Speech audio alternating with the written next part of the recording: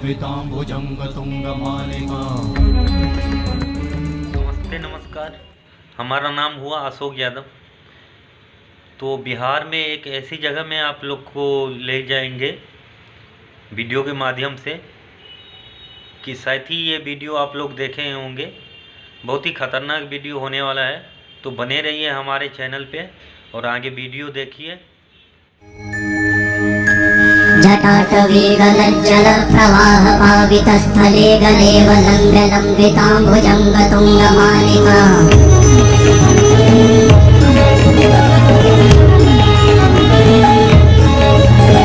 जटाटवीगलज्जलप्रवाहपावितस्थले गलेव लम्बिताम्बुजङ्गतुङ्गमालिका।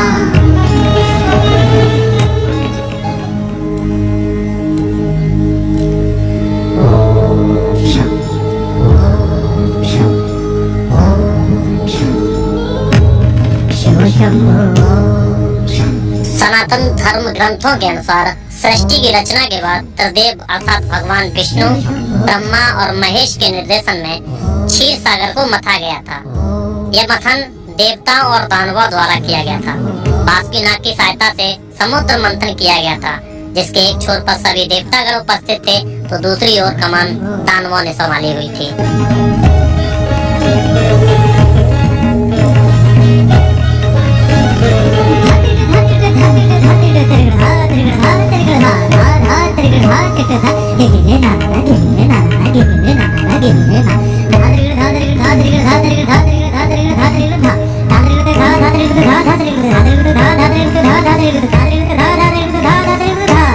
एक बार महर्षि दुर्वासा के श्राप के कारण स्वर्ग ईर्षा, धन और वैभव आदि से हीन हो गया।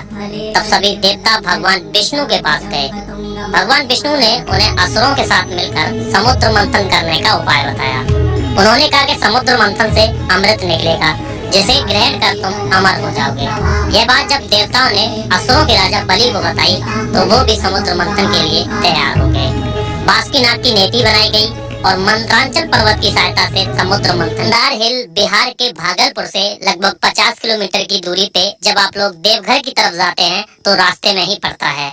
यहाँ आने के लिए आप लोग भागलपुर आना होगा और भागलपुर से आप लोग डायरेक्ट ट्रेन पकड़ के मंदार हिल आ सकते हैं। मंदार हिल पे मंदार हिल के नाम से ही रेलवे स्टेशन है और रेलवे स्टेशन से जो मंदार पर्वत है वो मात्र 1 किलोमीटर की दूरी पे पड़ता है।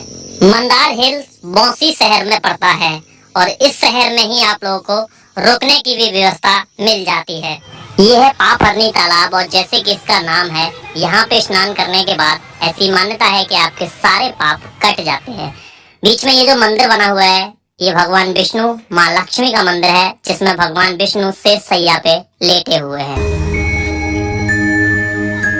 जटाटवीगलज्जलप्रवाहपावितस्थले गलेव लम्बिताम्बुजङ्गतुङ्गमालिका।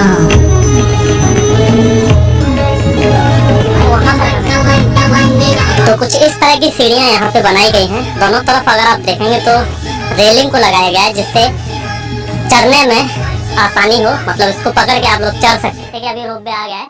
रोपवे से अगर आप आते हैं तो आप लगभग 8:30 बजे ही रोपवे स्टार्ट होता है, यानी फर्स्ट रोपवे जा रहा है ऊपर की तरफ और ऊपर से नीचे की तरफ आता है, तो ये टॉप तक वहाँ तक जाता है रोपवे। तो कुछ इस तरह की सुविधा आप लोग रोपवे से ले सकते हैं। अभी कुछ सीढ़ियाँ चढ़ने के बाद हम लोग यहाँ पे पहुँचे हैं और यहाँ आने के बाद मुझे एक चीज़ की फीलिंग तो आ रही है कि मैं अभी बिहार में नहीं किसी साउथ में हूँ, क्योंकि यहाँ के जो पहाड़ है ना, इस तरह के पहाड़ मैंने साउथ में देखे हैं। काफ़ी खूबसूरत यहाँ का नज़ारा है और रोपवे की सुविधा वैसे है, आप लोग ऊपर तक रोपवे से जा। पत्थर में इस मूर्ति को यहाँ पे बनाया गया है। काफ़ी खूबसूरत यहाँ नज़ारा और हो सकता है उस समय पे यहाँ पे मंदिर रहा होगा, क्योंकि ये जो अवशेष है ना, ये सारे मंदिर के यहाँ पे अवशेष है।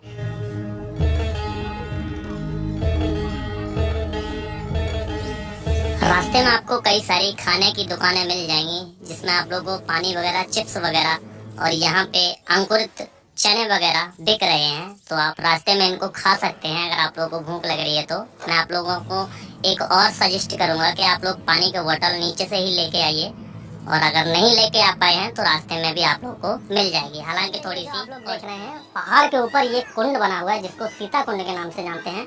और ऐसी मान्यता है कि वनवास के समय में जब माता सीता यहाँ पे आई थी तो इसी कुंड में उन्होंने स्नान करके और यहाँ का जो गुफा के भी आप लोगों को दर्शन कराएंगे। ज्यादातर लोग जो है वो इधर चले जाते हैं ऊपर की तरफ दर्शन करने के लिए, लेकिन हम आगे चलेंगे वहाँ दर्शन करेंगे। ये रास्ता जाता है आगे की तरफ, वहाँ पे चलते हुए आगे आप लोगों को और एक गुफा दिखाते हैं और दर्शन करके आते हैं।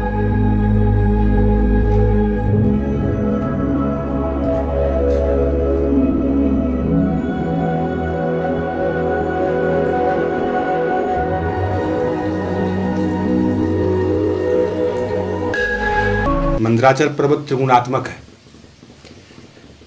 तमोगुणी क्षेत्र जहाँ 10 महाविद्या श्मशान वगैरह वो नीचे हुआ। मध्य में हम लोग जहाँ पे हैं वो रजोगुणी क्षेत्र है। ये विष्णु का क्षेत्र है, नृसिंह का क्षेत्र है। कहा जाता है कि प्रहलाद को हिरण्यकश्यपु बहुत कष्ट देता था, पर्वत से भी गिराता था। तो कहा जाता है कि इसी पर्वत से वो गिराया है। काहे कि मंदराचल पर्वत एक पत्थर का, एक चट्टान का पर्वत है। चोटी पे जाओगे अगर पूरब साइड एक पत्थर फेंक दोगे तो डायरेक्ट जमीन पे जाके गिरेगा।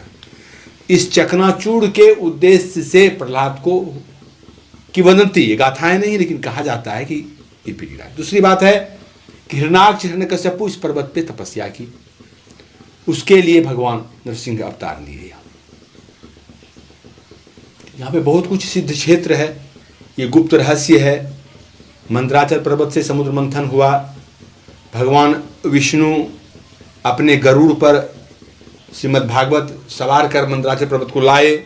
तो ये बहुत आदमी, तो ये आकाशगंगा के बगल में जो प्रतिमाएं हैं मधु दैत्य को लोग कहते हैं, लेकिन मेरा कहना है कि नहीं, इतना बड़ा पर्वत को जब उठा के लाया गरुड़, तो गरुड़ का भी प्रतिमा होना चाहिए। दूसरी बात, भगवान विष्णु नारायण यहाँ पे हैं नृसिंह अवतार में, तो उनका वाहन तो होना चाहिए। ये नरसिंह भगवान है। न मंदार क्षमा तीर्थम न च गंगा समानिधि न च विष्णु परो देवो न अक्षर प्रणवात पर। मंदार के जैसा कोई दूसरा तीर्थ नहीं, गंगा के जैसी कोई दूसरी नदी नहीं, ओम से बड़ा कोई अक्षर नहीं, विष्णु के जैसे पालन करने वाले कोई। जैसे कि यहाँ लिखा हुआ है, और ये जल नेचुरल जल है, एक गुफा की तरह अंदर से आ रहा है, काफी अंदर से गुफा है उससे आ रहा है, देखो। और यहाँ पे अगर देखेंगे तो एक प्रतिमा है जो शायद भगवान विष्णु की है। तो यहाँ का काफी खूबसूरत नज़ारा है। ये जो जल है ये नेचुरल जल है जो अंदर से आ रहा है, और ये ऊपर से पूरा पहाड़ है। ये पहाड़ तो विष्णु भगवान लाया हिमालय से, के पखल का ही पहाड़ है। सभी देवी देवता लोग कहा कि पहाड़ को इस जगह छोड़ दीजिए, हम लोग मत्थन करें समुद्र का। तो बाबा छोड़ दिए, यहाँ छोड़ दिए तो रहने नहीं लगा, नीच भाग रहा था। कहा कि भाग रहा तो कैसे होगा, तब फिर बाबा कछुआ का रूप धारण किया और फिर पीठ पर लिया, और फिर सुमरन किया, तब स्थिर हो गया। तो समुद्र का मंथन हुआ तो 14 रत्न निकला, 13 रत्न देवी देवता लोग अमृत पा लिया और बाबा के लिए बीज छोड़ दिया।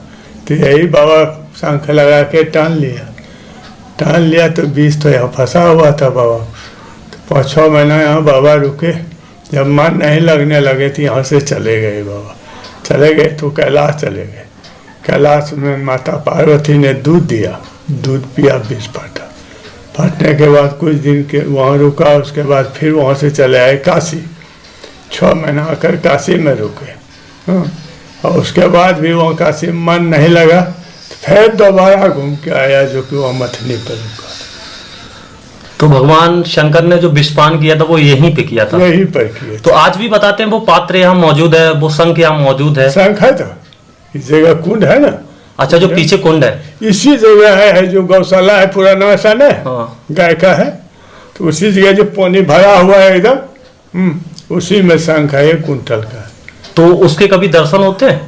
कभी एक सोना का हार गिर गया था एक लेडीज का स्नान करने में, या भगवान का लीला, तो 2 मशीन लाकर उसको सुखाया। सुखाने के बाद उसका हार मिल गया, शंख प्रगट हो गया, दिखाने लगा, तो लोग चाहने लगा, ढेर जुटा हुआ था कि शंख देखेंगे, शंख देखेंगे। तो सबका विचार हुआ कि उठा के ऊपर करेंगे तो सभी लोग देखेगा।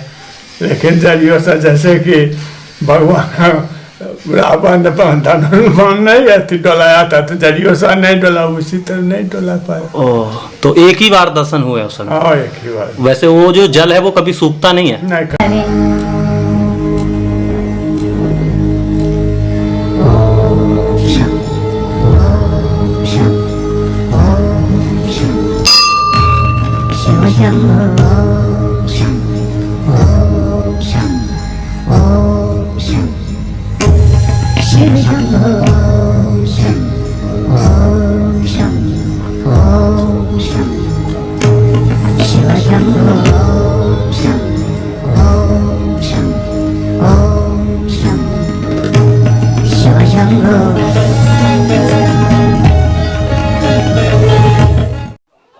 भगवान पूज्य स्वामी जी की तप स्थली है, यहीं पे उनको ज्ञान प्राप्त हुआ था। तो यहाँ हिंदू धर्म को मानने वाले लोग तो आते ही हैं, साथ में जैन धर्म को मानने वाले भी लोग यहाँ पे आते हैं।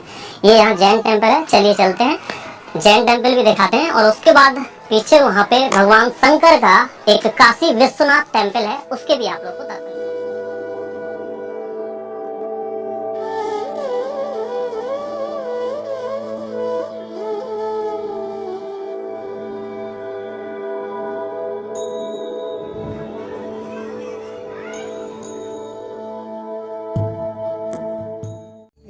समुद्र मंथन हुआ है तो सतयुग में हुआ, यहाँ तो अभी तो हुआ नहीं है, तो सतयुग में हुआ है। सतयुग द्वापर त्रेता तब कल युग है। कल युग में हम लोग विरापित है। लेकिन यहाँ से जब तो दानव को तो लगा दिया, देवता सब होशियार था, सब आगे लगा दिया दानव सबको। और उधर जब तभी लक्ष्मी निकला, तब दानव सबको उधर मदिरा निकला, विष निकला, कम धनुआ गाय निकला, रावण हाथी निकला, घोड़ा निकला, मतलब बहुत तरीका की इसमें निकला, सब निकला। लेकिन जो जहर जो निकला, तो जहर तो किसी का नहीं था, तो शंकर जी ने मुंह में लेकर वो गला में। सुविधा जिससे आप आते हैं, देख रहे हो ना, काफी लंबी लाइन लगी हुई है। तो हम भी यहाँ पे टिकट लेते हैं फटाक से और रोपवे से चलते हैं। भीड़ बहुत ज्यादा है और नीचे चल के आप लोगों को मिलते हैं।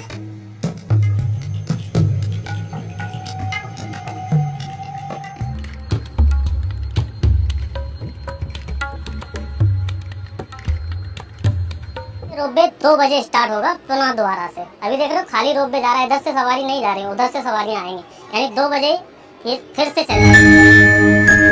जटाटवीगलज्जल प्रवाह पावित स्थले गलेव लम्ब्य लम्बिताम्बुजं गतुंग मालिका